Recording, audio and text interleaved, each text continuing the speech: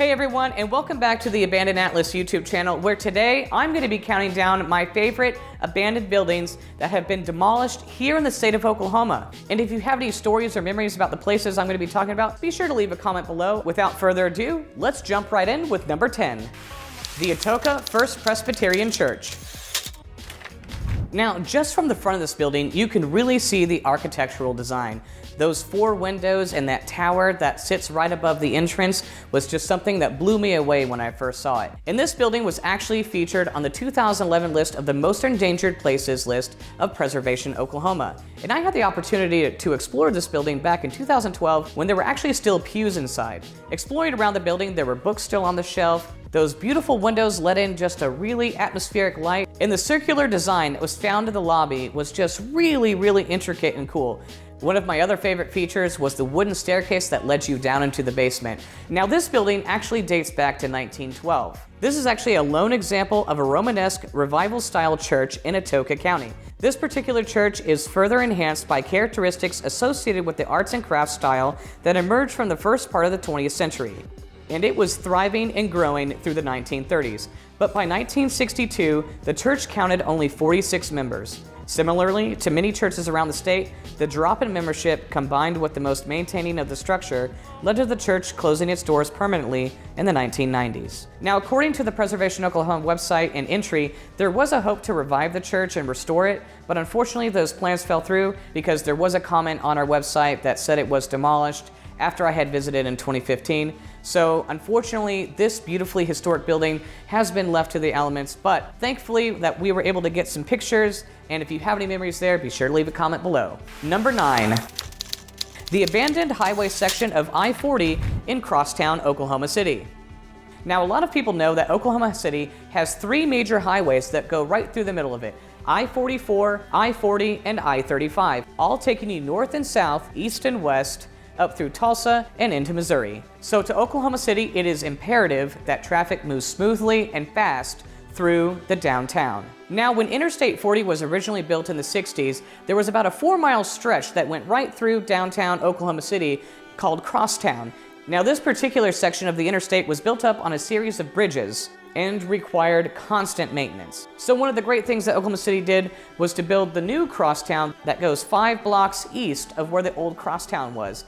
And this took several years to complete, but once the new Crosstown part was finished, they ended up abandoning the old one right in the middle of Oklahoma City for at least a year and a half. And if you could get around the barriers, you could actually still get up into the highway. I remember one specific time I saw a car. There was this father and a daughter that was out there driving, and he said that he was just letting his daughter practice driving because she was about to take her test. And what better way to let somebody practice driving than on an abandoned piece of interstate that's perfect condition? And now most of that old section has been repurposed into the Oklahoma City Boulevard that you see there today. Number 8, Oklahoma City Public Schools. Now, this isn't just one location, but rather a series of them. We've lost a number of old historic high schools in recent years, including John Marshall High School and Columbus Elementary. Now, John Marshall High School was one of my first schools that I ever got to explore. The choir classroom, TVs, assignments were still on the board. I mean, this place had everything. Pieces of equipment in the kitchen. The list just goes on and on how vast this place was. John Marshall High School is still in existence today, but they simply moved locations over to 122nd and Hefner Parkway. But before that, they were at this location. And I don't know what made this place so exciting to explore, but it seemed like every time I went back, I found out something new. And I had the wonderful opportunity to interview a lot of people who used to go there with lots of memories and people who were so sad to see it in the state that it was. And in 2014, it was announced that this building would be demolished. Now, Columbus Elementary was a bit of a different story and had been abandoned for quite a few years, was hurting the neighborhood, so it was no surprise that this building was ultimately demolished, but in a lot of people's opinion, it still could have been saved with the right investor. Number 7, Riviera Drive-in. Now, at one time, drive-ins were the staple of movie watching. You would just drive right up, put the speaker in your car, and you would watch the movie from your car. Now, between the 80s and the 90s, the popularity of drive-ins really started to dwindle. And it was no different for the Riviera Drive-in in southwest Oklahoma City. But what was interesting about this place is that it still had old movie projectors, movie posters, popcorn containers. I mean, it was really like they just got up and they left. And what's great is that today, drive-ins are starting to make a small comeback. But unfortunately, the Riviera was demolished long before this trend restarted. So unfortunately, that one is only going to be left to the history books. Number 6, the Bank One Drive-in in Oklahoma City. Now, most people refer to this location as the Wavy Bank. Now, this wasn't always the Bank One Drive-in. It actually started as the drive-in for the Central State Bank, which is where Bank One took over later. And that white wavy roof with the blue tile columns, that actually was in 2 areas. One that was actually attached to the main building, and one that was across the street, connected by a tunnel that went underneath, that you would go up through a spiral staircase. At some point between the transition of Central State Bank and Bank One, the teller booths that were attached to the building were taken down, except for the very last column that was left at the street corner. But the one that was connected by a small tunnel and spiral staircases that went up was still there until about 2015. I can still remember visiting this bank and finding old Bank One checks, different notes that were written to the employees that were working in the teller booths. It was really like a time capsule with the amount of things that were just left on those desks. The chairs were still there. I'm actually surprised I didn't find any money, but I'm sure that's long gone. Now, this beautiful and famous Wavy Bank was taken down in 2018 or 2019 to make way for the new OKCPS admin building that needed more parking. So unfortunately, that building is now no longer here, but I am very honored and happy that I was able to get some pictures to show what was there before it was taken down. And don't worry, this list is not all Oklahoma City locations, because number 5 is the Tulsa Speedway. Tulsa Speedway was a well-known track in Oklahoma, getting its roots at near what's now Faro Meadows Horse Track. This famous speedway actually changed locations several times and ultimately landed right off the Highway 75 near Tulsa in 1985 and remained there until it closed in 2005. When they closed this place down, they simply shut the doors and they left. Everything was left behind. You could see the advertisements that were still out on the field, the scoreboard. This place ended up being demolished sometime in the 2016 to 2017 area, and some of the stoplights can still be seen if you go out to the location, or at least the last time I was out there. But unfortunately, this place is now lost to time. Now, of course, the history of this track is way more complex than that, and I actually found out about this location because of somebody else that contributes to this website, and his name is Johnny Fletcher, and he actually has an entire chapter about the history of this particular place in our book, Abandoned Oklahoma. Be sure to go on our website, AbandonedAtlas.com, and you can get your very own copy there. Number 4, the Andrew Goodholm House. This was a pretty famous, elaborate Victorian-style house that dates all the way back to the early 1900s, and it was the project of a Swedish immigrant named Andrew Goodholm. He was prominent in the Oklahoma City community, being known as a builder, a city councilman, an organizer of Acme Milling Company, and he had many talents and was successful enough to start construction on his grand home in 1899. The house was occupied by Andrew, his wife Agnes, and their 6 children, 2 of them being born in the home until 1918, when they left Stillwater to run a business. And in the 1970s, when a man named James Fentress got a hold of the building, he was a preservationist himself and wanted to make sure that this building was safe and sound and preserved. So he donated it to the State Fair, where it sat on display for several years. Now, of course, breaking a historic mansion into several pieces and moving it to another location is no easy feat. And so the fact that they were able to dismantle it and put it back together and keep the historic nature was something impressive in 1979. So from 1979 until about 2008, this building sat proudly on display where many people could come and enjoy it. But in 2008, it actually started to meet the same fate. And unfortunately, it was just going to take too many repairs to bring it back to life. So until somebody wanted to step up to the plate, it was moved once again and sat in the back of a mobile home yard for several years. This home was waiting to be given to the right developer, and there were several people who were interested. The only stipulation was that somebody had to come and move it themselves in order for it to be eligible for renovation. And there were several interested parties, but the owner just never got back to them, and unfortunately, the wrecking ball got there before anybody could say or do anything about it. So it was not the original home. Hello. Hello. Oh, we're just getting some pictures because we were curious why it was getting demolished. We heard historical. It was at the State Fairgrounds, built in the early 1900s. It was, but it wasn't historical though. That's why the Historical Society didn't want it. Interesting. Interesting. That's why it got left here, because it wasn't historical. Interesting. Okay. Cool. Well, all right. Thank you.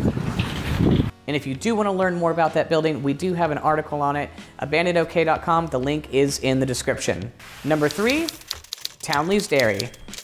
Now, it's not every day that you come across an abandoned dairy factory, but Townley's was one of a kind. And it's not historic because of its architecture, it's actually historic because of the name it made for itself in Oklahoma City and the story behind it. For anyone that had a chance to explore Townley's Dairy before it was demolished, it had pretty much everything left inside from the moment you walked in. There was this huge gigantic sign that said Townley's Dairy right on the top. It was big, it was bold, it was just so prominent, and you could actually see it on the highway driving on the I-40 crosstown right before you got to the 235. Little tie-in from number 9. But Townley's Dairy really made a name for itself through the 60s and the 70s when milk delivery was huge in America. And they were really big on branding. So a lot of those milk cartons and a lot of their factories and a lot of the bottles can still be found on eBay and could be found throughout the factory if you had a chance to explore it. I had multiple opportunities to explore it throughout the years, starting all the way back in 2011 and all the way to 2017, right as it was starting to be dismantled. And we are actually working on a mini documentary that's going to dive into the full history of Townley's, what it represented to Oklahoma City, and what it was like for dairy factories back in that time, milk delivery, all those things. And I also had the exclusive chance to interview 2 of the Townleys who worked there, one Gail Townley and Guy Townley. So if you want to learn more about that time period and what made this factory so cool, be sure to subscribe because that video is coming out very soon, and I promise you won't want to miss this one. Number 2, Hissom Memorial and the L.E. Rader Detention Center in Sand Springs. Now, these 2 facilities were right next to each other, but they became abandoned at 2 separate times. Now, the Hissom Memorial Center was originally established as a facility for children with developmental disabilities in 1917. Over time, it grew into a full-scale institution offering various forms of care. The center eventually faced allegations of neglect and abuse, leading to its closure in 1999. The building stood abandoned for several years, serving as a haunting reminder of the service's complex history. The buildings remained abandoned to about 2009 to about 2010, and finally demolished in 2011. For those that did get a chance to explore it, there were so many buildings on campus, much like its neighboring facility, the L.E. Rader Detention Center, which actually closed in 2011, right as Hissom was being demolished. And the L.E. Rader Detention Center had many of the same facilities. It had a pool, it had a chapel, a lot of the same type of facilities you saw at Hissom. Now, on both sites, there was active security watching these facilities with a close eye because a lot of these buildings were dangerous, there was a lot of asbestos, and that's ultimately what led to their demolition. As of today, both Hissom Memorial Center and L.E. Rader Detention Center both have been demolished and replaced with new buildings. Now, before we get to number 1, there are a couple of honorable mentions. The Rock Island Depot in El Reno, Oklahoma was one of my personal favorites.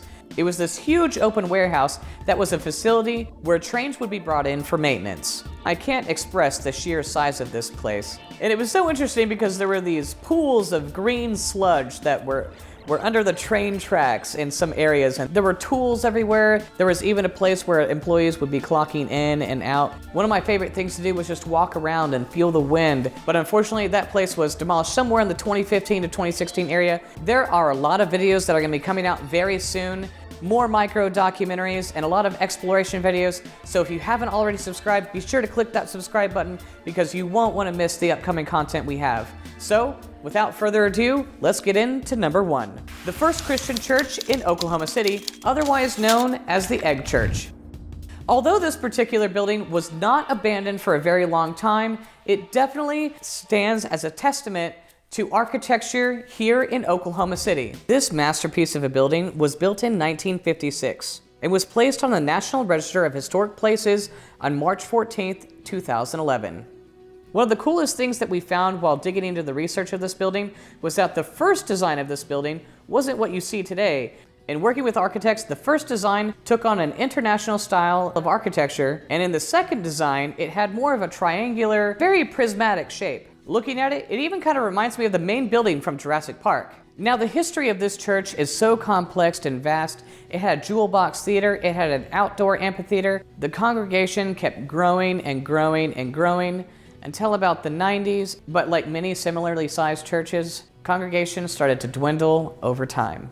It was going to cost around $12 million just to bring it up to code, and so they moved into a smaller facility right behind the building, and there were numerous people that were interested in purchasing the building, including the Oklahoma Opry. The church had other plans and decided to demolish the church anyways, which upset a lot of local people, especially the preservationists who wanted to see new life breathed into this old building. The demolition was sudden and it came out of nowhere. And even 2 months prior to the demolition, it was seen that asbestos abatement was being conducted into the building, which means one of two things. That either means restoration is about to begin or demolition is about to begin. But when we posted about this on our social media, the church came out and said that this move was just to help to entice a buyer into purchasing the building, which made sense. However, it was just 2 months later when the building fell to the ground unexpectedly. It is still unclear as to the motive of why this building was demolished. However, we are working on a video that's going to highlight everything that details the history of this church, what exactly happened,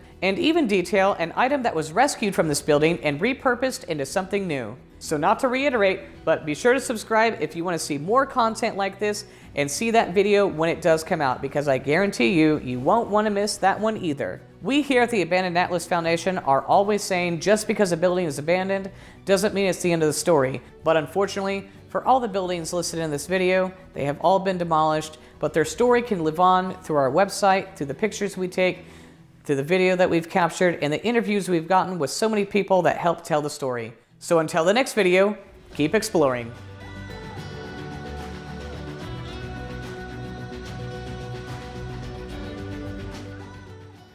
Okay, I actually might get stuck. Because it's not just mud, it's...